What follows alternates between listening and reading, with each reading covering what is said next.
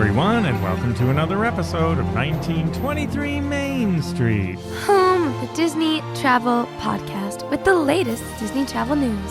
We are your hosts. I am Mike Bellabraddock. And I'm Amelia Bellabraddock. And today, park hopping, park passes, and more in 2024 at Walt Disney World. And Disneyland's Downtown Disney is getting some new food offerings. Yes, in the news this week, something to sort of be happy about, but there is a dark side to this, or sort of an underside that doesn't affect everyone. I mean, let's talk about park passes and park hopping. So park hopping was the big story this week.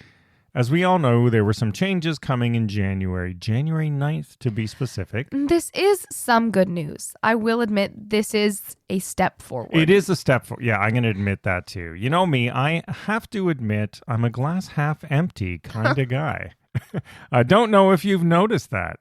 I like everything to be fixed at once, not in dribs and drabs, but yeah, that's fair. Dribs and drabs is what we're going to get. So as of January 9th, you can finally park hop if you have Park Hopper or an annual pass without with Park Hopper. Yeah, with Park Hopper, without waiting until 2 p.m.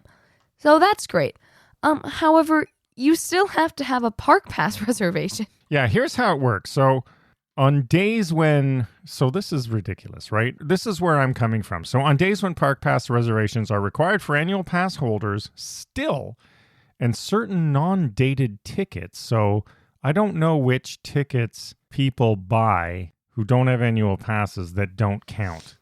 I'm a little bit unclear on that. I'm assuming if you spend a week in a hotel and you buy your tickets with it, that counts. If you just buy a 5-day pass, but you haven't attributed a date to it, it doesn't count. You know, this is where it gets a little bit silly. Anyway, on days when theme park reservations are required for annual pass holders and certain non-dated tickets, pass holders and guests will be able to take advantage of the updates to Park Hopper access after visiting their first park. So this is where it gets still so silly. For example, if you have a reservation at EPCOT, so you've still made your park pass because you're an annual pass holder, and then you have to run into the park when it opens at 9, and then you can go anywhere you want later. Yeah. So they're still making us run into the park, but... Well, because what I said was essentially, let's say you want to go to Magic Kingdom, but it's full that day. So instead you just book Animal Kingdom, check in at Animal Kingdom, and then immediately run to Magic. Yeah. So Magic Kingdom's still going to get full. No, they do have a stipulation that subject to availability. So, and that was always the case with Park Hopper. And here's my biggest beef with all this. So first of all, let me talk about what they are doing. So they're having these even sillier good to go days, they're calling them. Yeah. So a good to go days, which also starts in January, are going to be certain days that Disney's going to say on their calendar, hey, annual pass holders, you don't need a park pass today. So these are obviously going to... Yeah, well, they're not going to be when we go because they're going to be probably the lowest traffic days. Well, so naturally. That's great if you're a local, right? And this is my whole thing. They're lumping all annual pass holders together, but not all annual pass holders are the same. And I don't think any annual pass holder should have to book park passes as of next year because for 50 years almost... That's even less convenient if you live in Florida. Yeah, I mean, the parks are less crowded now, and... For 50 years, there was no problem. So why are they still discriminating against annual pass holders? And then there's people like us, lots of people like us, who have annual passes, but we're not locals, right? So we're DVC holders or people who go regularly. The point being, when we visit, we have a hotel reservation on site and stay for a week. So at the very least, and I did write a pointed letter to Disney, and I urge you all, if you're in the same boat and you care at all, then send a letter to the Disney execs through their customer service email and saying, listen, we're not locals. We have to book a hotel reservation to visit. We plan this. This is the thing, right? We plan this months and months ahead, if not, half a year ahead. So why are we having to book a park pass when our neighbors next door who aren't annual pass holders do the exact same thing but buy tickets? They can just walk in any park, making planning much, much easier. So it is discriminatory. They are penalizing annual pass holders, especially the non-locals who are booking vacations with hotel rooms. So I don't know. I'm still hoping they will change this. So great, we can park hop. Well, I'm But- still confused because it's vague. When they say subject to availability, like let's say Magic Kingdom is you cannot buy a park pass for it.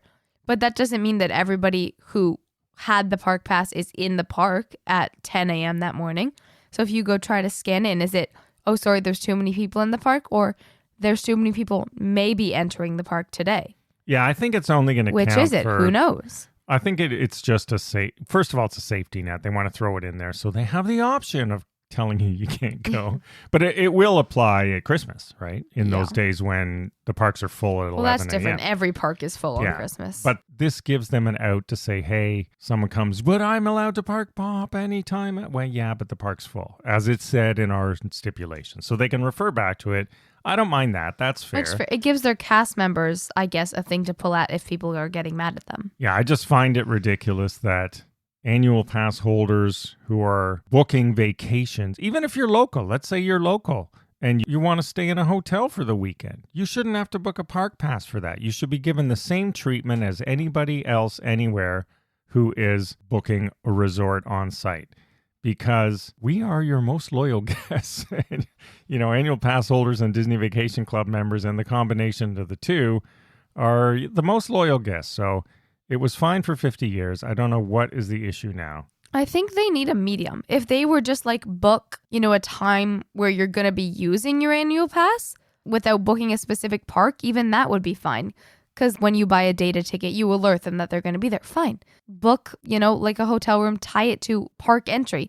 But booking a specific park is limiting when other guests don't have to. Yeah, exactly. And that's what I mean. At the very least, if you have an on-site hotel reservation, DVC, rack rate, whatever you're doing, and you have an annual pass, you should not have to book a park pass, just like anybody else who's visiting Walt Disney World at that time. So the park hopping thing is sort of good news, but it's okay news if you have an annual pass, you're still chained down. So still good, though. Makes it easier to do 4 parks one day. Yes, it does. It's not a negative for sure. It's just like halfway there. When I saw this release, I was like, yes. And then I read it and went, oh, come on, Disney. Well, one time I did 4 parks after 2 p.m.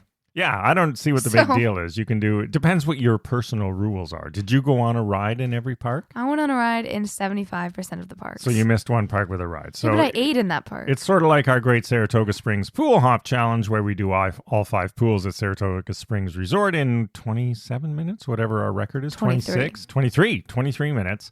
But we say you have to spend at least 1 minute in the water in each pool. But I had a meal in the park. So I think it counts. Yeah, so as long as you're not stepping in. I'm inside, and then boom, you're out. So you have to go in the park and either eat something, buy something, or go on a ride. I don't know. Whatever your personal rules are. We did find out, unfortunately, they do not give out the certificates anymore. They used to give you the 4 parks 1 day certificate at the hotel. It's harder desk. now because you're in a time crunch. Now the cast members didn't even know what we were talking about at the Grand Floridian.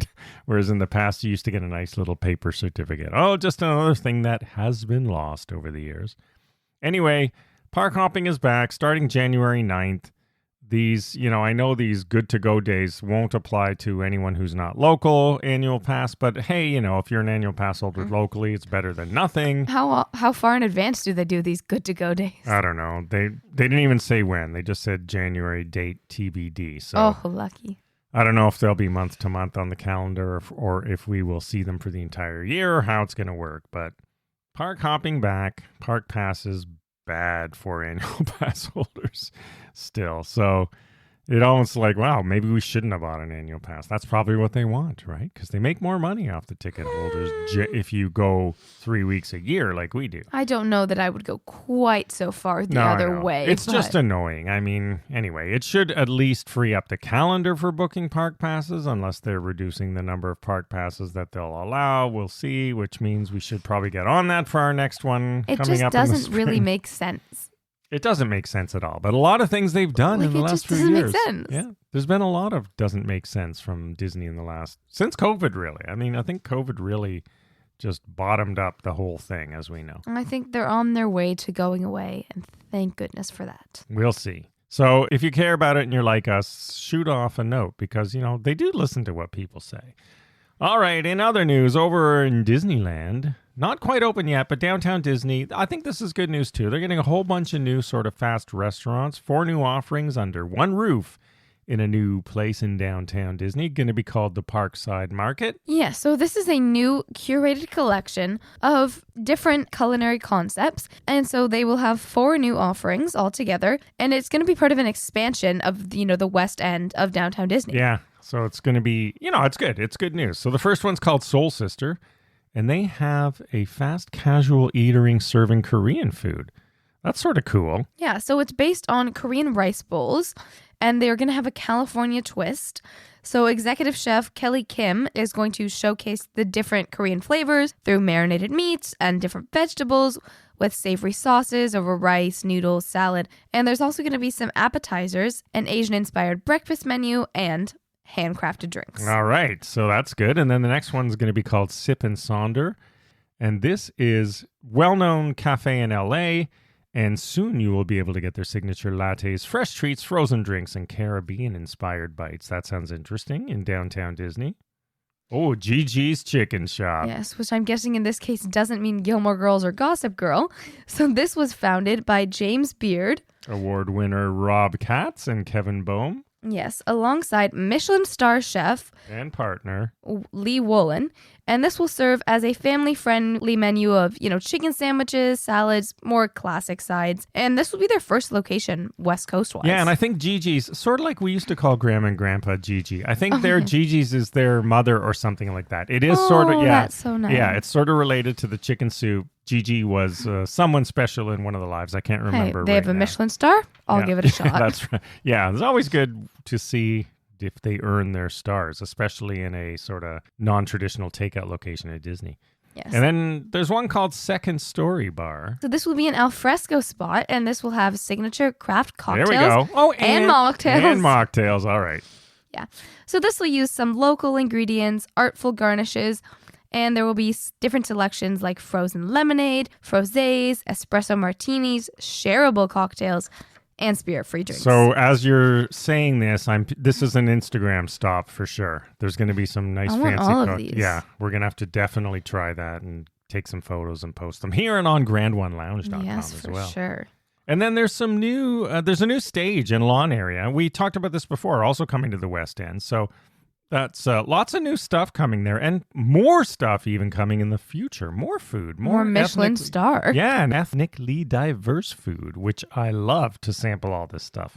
It's sort of like World Showcase in downtown Disney. They're building their very own. Yeah, so there's a Chinese restaurant, Ding Tai Fung, and they're known for their soups and dumplings and noodles. I'll try that. Yes, the Michelin star is bringing in some Mexican cuisine with Carlos Guetta at Paseo and Centlico. California Cuban cheese rolls and pastries will also add that stop to my list. Porto's Bakery and Cafe. So lots of good. That's quite a lot, actually. I have my personal hit list for this area now. We just said this sort of quickly, but the first 4 are coming up. Anytime. They're saying before the end of the year, I believe. So by the time we're there again next year, there's going to be lots and lots of new stuff to try. And that makes downtown Disneyland next summer. Yeah, downtown Disney needed more. There were a lot of good table service, but I felt like it was more lacking on these sort of counter service, quick service takeout options. Even if it's like Polite Pigs type of thing, it would be fine, where you can just sort of get in and out quickly if you need to. Yeah, no, all they need is a Gideon's. And not have to book a pass.